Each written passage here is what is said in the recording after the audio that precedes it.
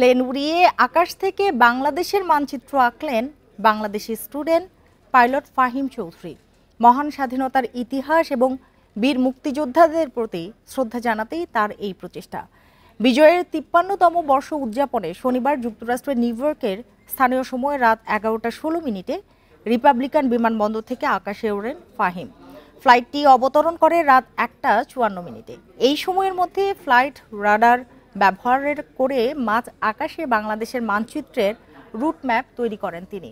পুরো মানচিত্রটি তৈরি করতে ফাহিমের সময় লেগেছিল ২ ঘন্টা ৩৮ মিনিট। মানচিত্র আঁকা শেষ করার পরপরই সেটি সামাজিক যোগাযোগ মাধ্যমে ভাইরাল হয়। বাংলাদেশ সহ বিশ্বের বিভিন্ন দেশে বসবাসরত বাংলাদেশিরা ফাহিম চৌধুরীকে প্রশংসায় ভাসান।